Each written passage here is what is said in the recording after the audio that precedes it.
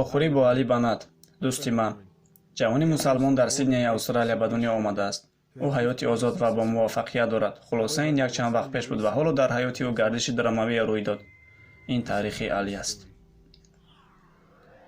Зиндагият чӣ тавр аст ва ба ту чӣ рух дод? Ин як даври ҳаёти ман буд ва ин барои ман ҳамчун як ҳадия буд. Алҳамдулиллаҳ, бемории саратони тамоми узви бадан ва ман баъди инро фаҳмидан ҳаётамро ба муҳтоҷон дастиёрӣ дароз кардан иваз кардам. Чаро ту инро ҳамчун ҳадия мешуморӣ, Али? Алҳамдулиллаҳ, ин ҳамчун ҳадия аст, чунки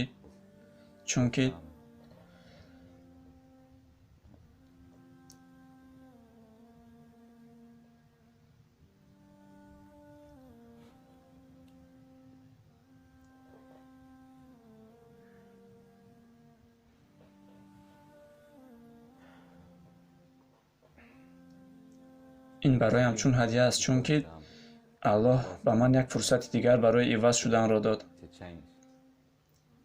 То кадом андоза бемории саратон чашмони туро кушода кардам.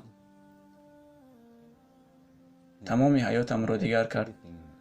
Ҳатто як тӯҳфаи хурдтарин бароям мисли нафаси тоза кашидан аст.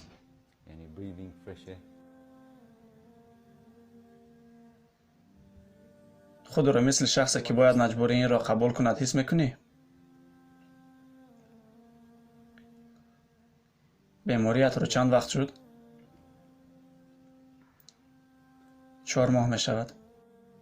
баъди ташхис маълум шуд ки ӯ дараҷаи 4-уми саратон аст ва ба ӯ барои зиндагӣ кардан ҳамагӣ 7 моҳ доданд. Инро фаҳмида ӯ ҳамон замон бизнеси бо барорашро фурӯхт ва маҷбур буд зиндагӣ бо шукӯҳи худро ки хеле одат карда буд аз сари нав дида барояд. ҳама чиз иваз шуд. Али, чӣ гуна таассурот дошти вақте фаҳмидӣ ки ту бемории саратонӣ?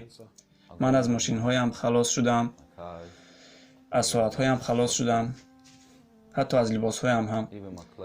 Ман онҳоро бо худ ба хориҷа бурдам ва ба бисёриҳо додам. Алҳамдулиллаҳ, ман ин дунёро бе ягон чиз тарк кардан хостам.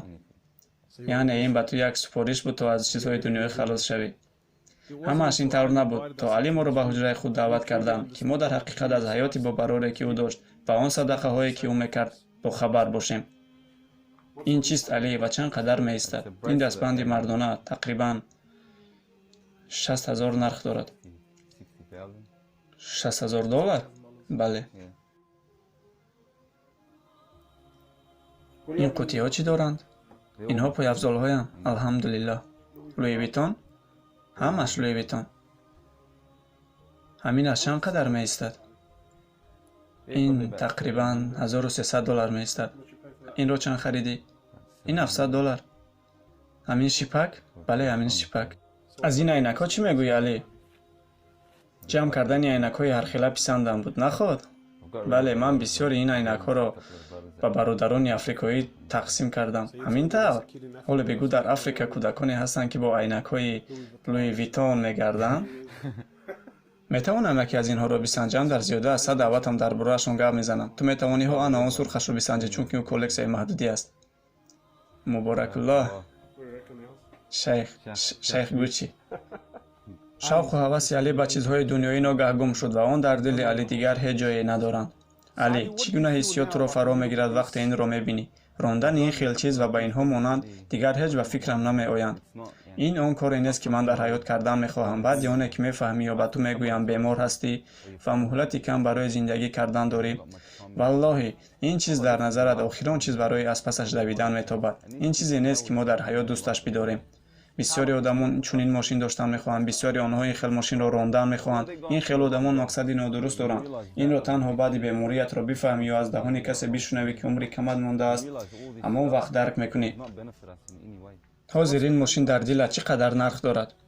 нархи ин барои ман баробар аст ба як шипаки барои кӯдакони бетасмачаи Африка. дидани хандаҳои он кӯдакон бо як шипак барои ман аз ин мошин дида қиматтар аст.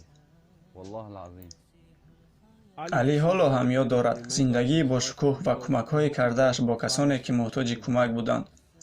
баъди сафари пурэҳсос ба Африка, Али як созмони хайриявӣ ташкил кард бо номи мусалмонон дар тамоми дунё. ин созмон вақтро аз даст надода ба сохтани масҷид ва мактаб дар Африка шурӯъ карданд ва ин барои Али ҳамчун як садақаи ҷория буд. ҳамаш аз ҳамон рӯзе сар шуд, ки ман ба қабристон рафтам. ба ҷанозаи як бародаре, ки аз бемории саратон аз ин дунё гузашта буд. ман он вақт дар қабристон будам ва худ ба худ фикр кардам, вақте ки вафот кунам, ҳеҷ чиз намемонад. дар ин ҷо ҳеҷ кас бо ту намемонад. На модар, на падар, на бародар ва на хоҳар ғайри корҳое кардаат. ҳатто пулҳоят он вақт бо ту намешаванд. ягона чизе, ки ба ту мемонад, ин хайру садақае кардаат аст. ва ин ягона чизест, ки дар қабр ҳангоми оҳиста оҳиста ба нуқтаи охирин расидан ба ту кӯмак мерасонад. ҳақиқати маргро эҳсос намуда, Али қисми зиёди вақти худро дар тайёрӣ бо вохӯрӣ бо Афаридгори худ Аллоҳ мегузаронад. пайғамбари худо саллаллоҳу алайҳи ва саллам мегӯяд: касе ки бо Аллоҳ вохӯрдан хоҳад, Аллоҳ низ бо ӯ вохӯрдан мехоҳад. ва касе ки бо Аллоҳ вохӯрдан нахоҳад, Аллоҳ низ бо ӯ вохӯрдан намехоҳад. ту бо Аллоҳ вохӯрдан мехоҳӣ? барои бемории саратонам ман аз яке аз бародарон маслиҳат пурсидам барои дору истеъмол кардан, ки дарди бемориам каме сабук шавад. ва субҳоналлоҳ, ин хело доруи сахттаъсир буд ва ман каме аз меъёр зиёдтар дору истеъмол кардам ва худро дар тамоман дунёи дигар тасаввур кардам. ман дар куҷо буданамро намедонистам ва ин бароям хело душвор буд. ва субҳоналлоҳ, ман дар ҳақиқат он замон чизҳоеро дидам, ки ҳеҷ гоҳ надида будам. дар ҳамон замон аҳли оилаам дар гирди ман ҷамъ омада буданд ва ман ба осмон ишора кардаму гуфтам: ё Аллоҳ, маро бигир. бисёр ҳам зебо буд он чизи дидаам ва ман танҳо ба он ҷо рафтан мехостам. ва дар рӯзи дигар, субҳоналлоҳ, ман бедор шудам ва хело ғамгин шудам, ки Аллоҳ маро нагирифт.